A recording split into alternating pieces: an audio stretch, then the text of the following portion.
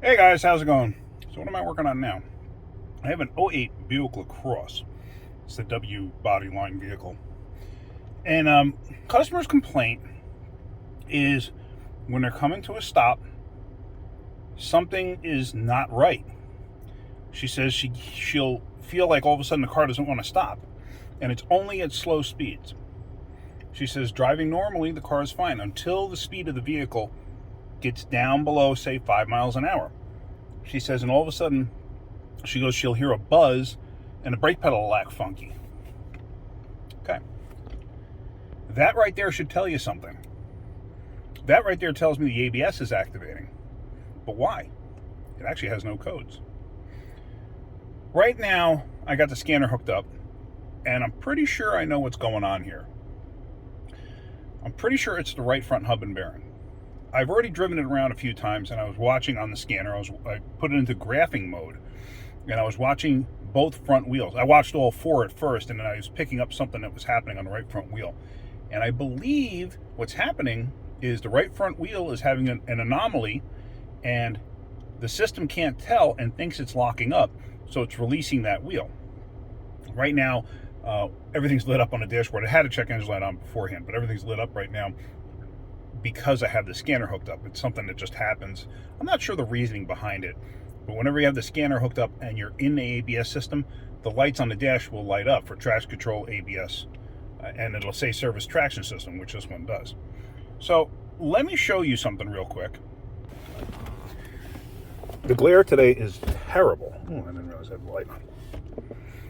But right now, here's the graph, and here's the left front wheel, the right front wheel. So what I'm going to do is I'm actually just going to highlight that one. I wish I could actually take that off, but I don't know any way of doing it. The yellow line is basically speed. So right now speed is at 0. So it's showing nothing. So what I'm going to do is I'm going to start driving it, and you're going to see those lines move.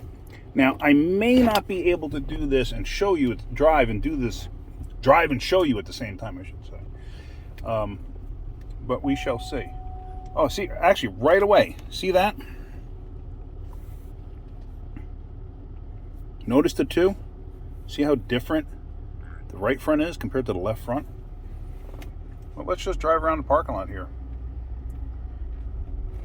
Maybe we could see something. See how the left front is reasonably smooth, all things considering? And the right front's kind of erratic. Looks like a heartbeat almost.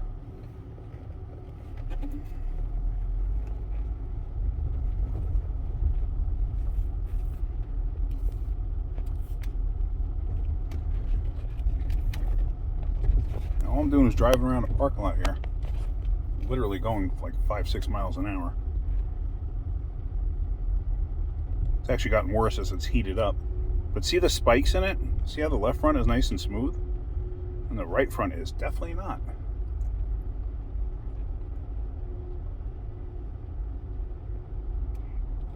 And I'm just going to go around. Going around the back road that's near the shop.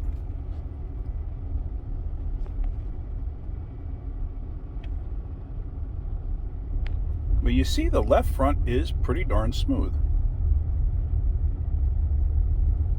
Whereas the right front does have those little blips here and there. Let me go a little bit faster, and then I'm going to slow down.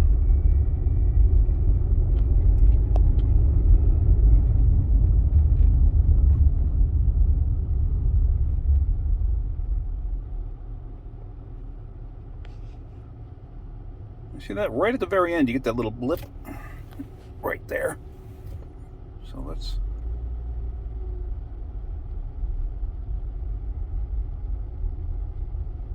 Now it looks okay. But I'm pretty confident the problem is going to be in the right front, just by how it's acting and what it's showing me on that graph. See, right before I come to a full stop, it's got like a little blip there. So obviously the computer can't figure out what's going on. The computer doesn't know. The computer doesn't realize it. So the computer will basically initiate a skid situation and activate the ABS. So here I'm hitting the brakes now. I'm slowing down, slowing down, slowing down. just before I stop, I felt like a thump. And there you see it. You can actually see the little anomaly down there.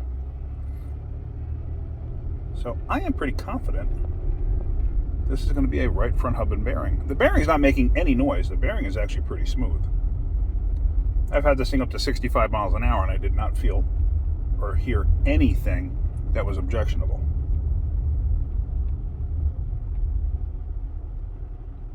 Like, I don't even think the sensors themselves are serviceable on these things. And there it is again. Coming to a stop. It happens. Oops, there's a motorcycle coming. Don't want to pull out in front of him. Be careful with motorcycles on the road. Be mindful. They're very easy to misjudge.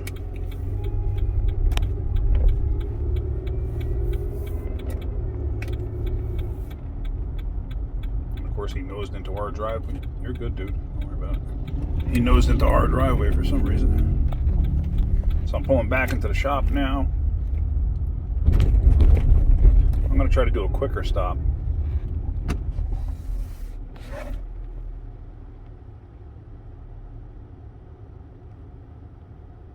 See, you had that little anomaly right at the very end. So, there we go. I am very, very confident in what I'm thinking the issue is. So, I'm going to put a hub bearing in this thing. All right, let's get it done. Now, real quick, super slow, right at the very end, you can see all the little peaks and valleys there, whereas the other side is relatively smooth. Very interesting, though, how erratic this is and how smooth the other one is. All right, let's get it done. So I got the brakes and all that stuff apart. Caliper is supported. Like I said before, these things are basically like they're like coat hangers basically, but for exhaust systems that they have in the parts stores when they hang exhaust pipes up on like the rafters and stuff. This is the stuff they use. I get them to give me those things. If you're nice enough to a parts store and ask, they might give them to you. Basically, I'm not going to go nuts here explaining how to do a hub bearing. I will show you me doing it.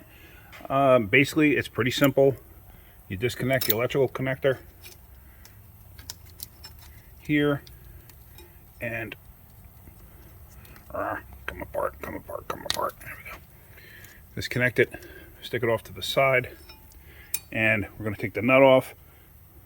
Somebody's had this apart, but this is not an original bearing. It's an aftermarket bearing. Somebody's had this apart before. Somebody put anti-sneeze on here. But yeah, so let's pull all this apart. I'll let you watch me do that. And it's a little warm because I was driving it. But let's get this all apart.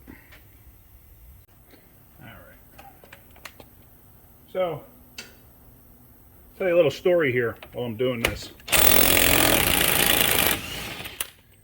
So back in 89 through 97, I had my own shop. And it was in Rye, New York. I used to do a lot of work with 5-liter Mustangs. At the time, 5-liter Mustangs were the big deal. These are 15 millimeters on the backside there. My miscue, they're actually 13s. So anyway, when I had my shop, we used to work on a lot of 5-liter Mustangs. Used to do a lot of drag racing. We had a 10-second street Mustang at the time. Street car and everything else. And 10 seconds was a fast car at the time. Anyway, so we used to do a lot of street racing, so to speak. And a lot of times we would test the cars out, make sure that everything was good before, taking them on a little adventure. I don't condone street racing, especially if you're doing it on like a regular public road where people are. If you're doing that on a closed road, it's a different story. So one road that happened to be near our shop was a place called Playland Parkway. And those of you who know Rye, New York, know Playland Parkway quite well. And it was about a good, almost eighth mile to a quarter mile from this one traffic light that entered the road to the main traffic light that was on the road. And there was really only 2 traffic lights on that road. And then from that point, there was about a quarter of a mile distance from that traffic light to a point where you could exit off or go a little further to hit Route 95, the same 95 that runs up and down the East Coast. So we would basically plan it out, and we would get ourselves to where. The reason I had to turn that was because the clip, or the clamp that goes around the boot, the end of the clamp was right in the way of the socket, so that's why I turned it. So, like I said, we would plan it so we could get on that road and we would draglet race from the traffic light. And we basically did it just for testing purposes and stuff like that. Sometimes we had 2 cars. Most of the times it was just 1 car. So anyway, one day, one of my customers, great guy, his name was Dr. Hodnet. He happened to work with my father-in-law at the time. And my father-in-law knew him quite well. But anyway, so Dr. Hodnet came in to me. And he says, hey, he goes, my car is dead at the house and I have to get over to the hospital. Is there any way if I leave you the keys you can go over there and get the car? So I said, sure. I could do that for you. He was a good guy. You know, I had no problem doing a road service for one of my customers. So I said, where do you live? So he gives me the address. See how simple that came out? He gives me the address, and I'm sitting there and I can't actually think of where it is. So I'm like, I don't remember the road. So I said, I said, where is that? So he goes, well, if you take this road and you make the turn, he goes, it's on this back road. There's like a fence there. He goes, it runs parallel to Playland Parkway. He goes, you know, right where second gear comes in. I was like, oh, okay. Yeah, I know exactly where you are. He goes, yeah, I thought you would. So that was basically the end of the conversation. But yeah, right where second gear comes in.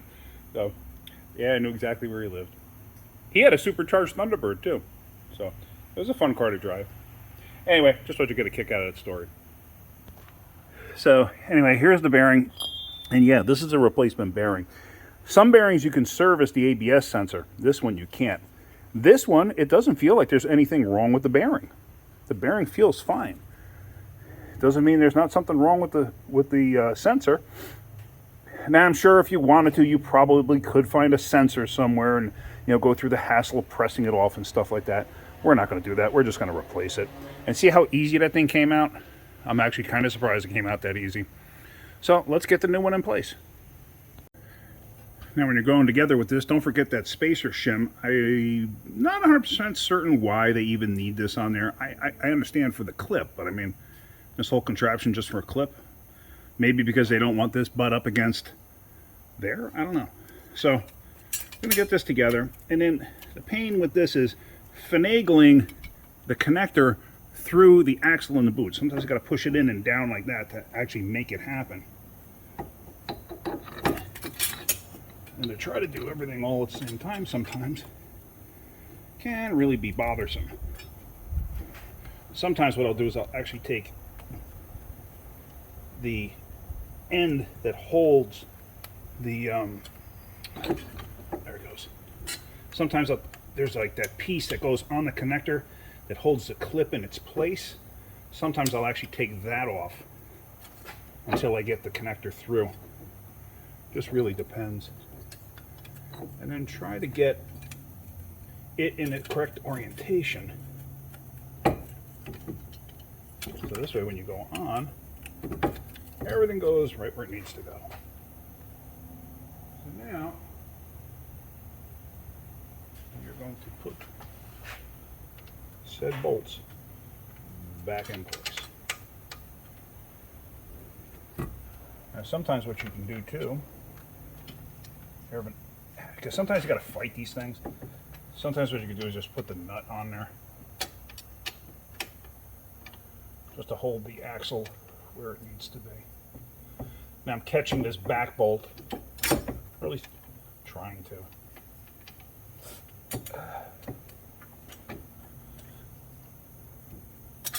Like I said, sometimes this can just be a bit of a bear. But once you get one caught, usually the rest will follow pretty easy.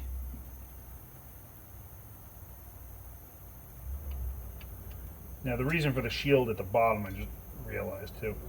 I should have known this. This tin shield that goes in between there. The reason for it at the bottom, I don't know if you can see this, is it protects the boot of the lower ball joint.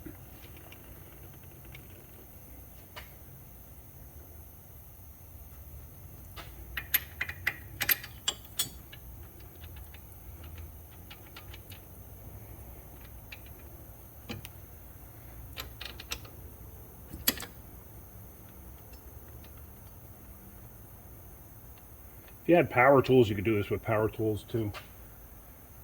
You got to be mindful about tightening them. Now I'm going to do this as if you're doing it in your driveway. I'm not going to torque these. I will torque the main one on the axle.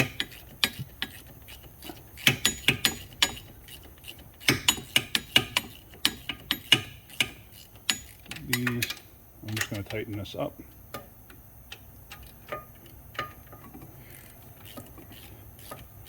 And like I said, the reason I'm kind of doing it this way, in a lot of videos that I show that I do it that way, where I'm not going to torque like these bolts, it's not as critical as the other bolts. Yes, every bolt has a critical torque. I know somebody's going to say something about that.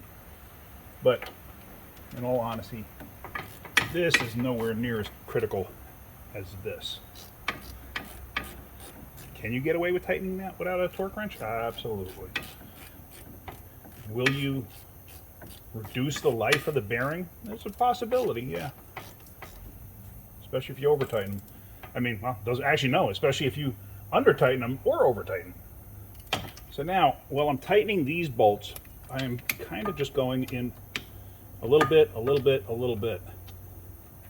The top one can be kind of tricky occasionally to get on. Hopefully you can see what I'm doing.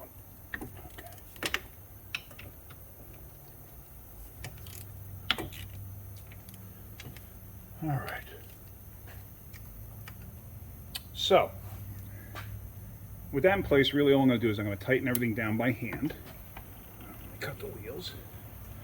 Like I said, the top one here is a little bit of a pain to get on.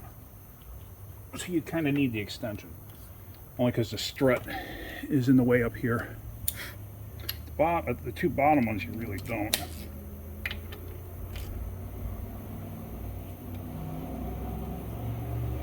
So now what I'm going to do is I'm going to put the nut on. So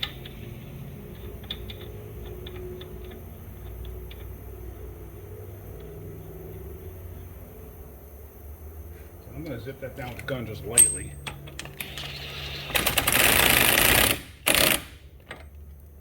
I can go a heck of a lot tighter, but I'm not going to. So, now, what I'm going to do is, I'm going to connect the connector over here, get that in place. Let me get that done. You can watch from over here, because I cannot have you over there while I'm trying to do this, because it'll never happen.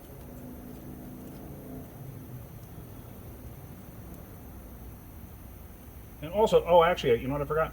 Now is a good time to inspect your wiring too. Just make sure that you don't have any breaks in your wiring, anything like that. And I mean, everything looks okay from what I can see. You know, take a good look at your connectors.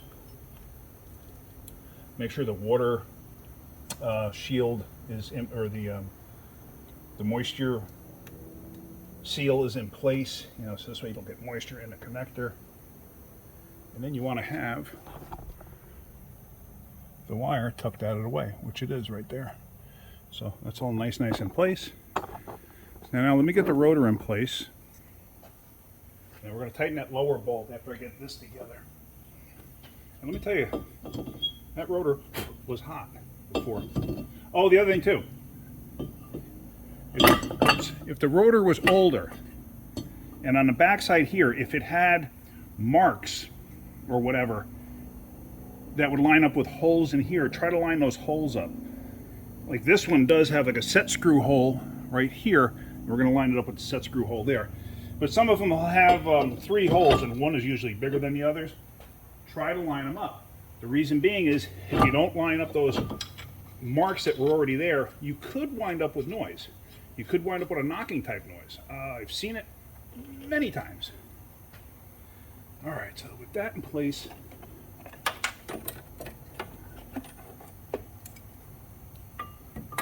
this in place, a little doohickey here, catch my bolts here. Now a lot of this stuff I do by feel because it's kind of just second nature for me.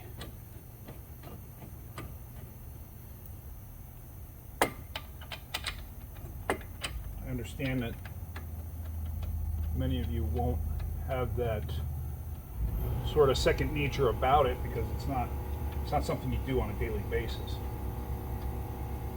I totally get that. And there again, everything has a torque spec. I am not torquing them because many of you will do this in your driveway and you won't have the proper equipment, and I get it. All right, let me get a 15 millimeter so I can check those caliper mounting bolts, and then we're gonna have to, I gotta find out the torque on that nut. Sometimes in the bearing kit they'll actually give you a torque spec. So let me find all of that out and then let's tighten that up and finish this up. All right, so axle nut torque. In the box itself that the hub bearing came in, it says 180, not to exceed 180. So we're gonna go to 180. So how do I do that? Because hey, I've showed you this, guys, I've showed you this many times, but it's always worth showing. How do you do that? How do you torque that to 180 when it keeps doing that? Simple. Take something and stick it in the vanes of the rotor when you can, if you can. Some rotors you can't. This one I'm gonna have to go like this. Okay. Well, that's 180. It did move just a little bit just before it clicked. I don't know if it caught that. Because I did whack it down with the gun, but I didn't hit it that hard. So, but it did turn just a little bit, so I'm happy with that. Because otherwise, I would have backed it off and then retightened it. So yeah, now I have to tighten those 15s, and then I have to tighten that 113 on the back side there. And let's see, I think I put my ratchet away. Yeah, I did. Hang on a second, let me get my ratchet.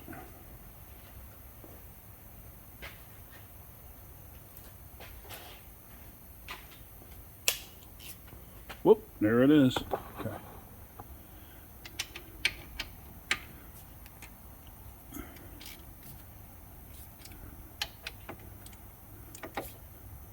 Okay, so those are nice and tight. So now we're going to cut the wheel, because I just got to verify the torque on that bottom one on this side for the actual hub bearing.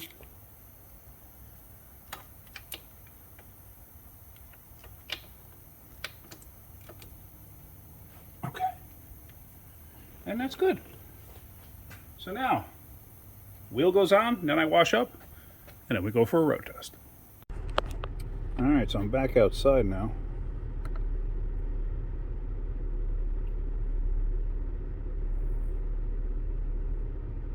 All right, the scale will start off kind of in the center of the graphing area, only because I'm just starting off. Before I had already been around and stuff like that, driven around, and that's why the scale started at the bottom there, because it'll have to change as I go along. Now I'm just curious what it's going to show.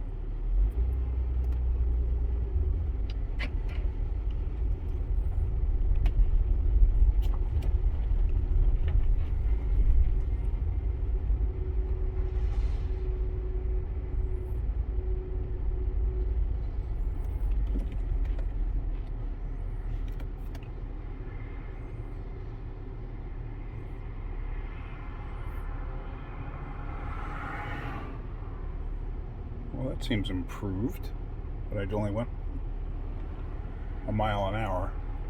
Just waiting for traffic to clear so I can pull out on the road. Because across the street we have a nice road that loops up and around behind there and comes out over there.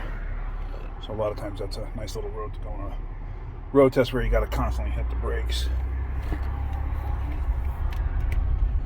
Now, cutting the wheels back and forth too will change things. Let's see.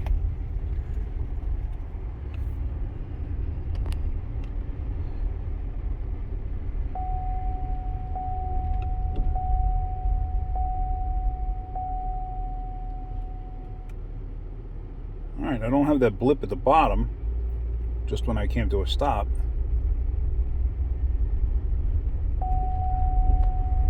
Because that was there pretty much every time before.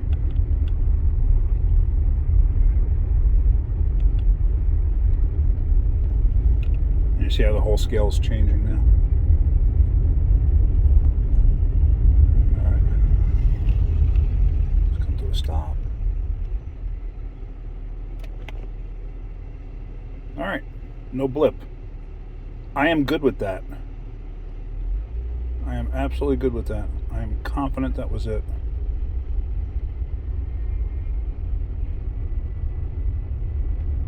Now see, as I make a turn here, or as I hit bumps, it'll one side will read slightly different than the other.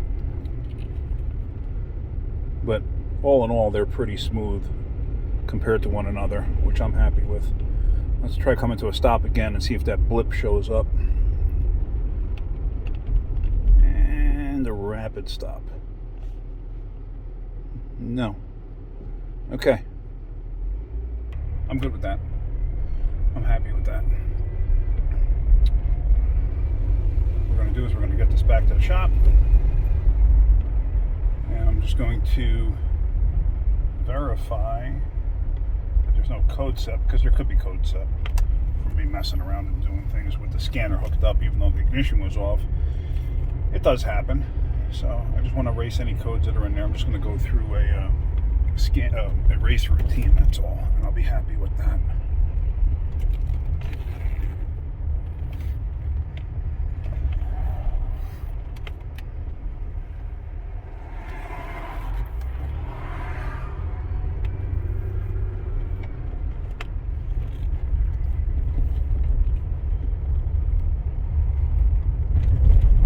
All in all, the graph is showing pretty consistent all the way around, so I'm happy with that.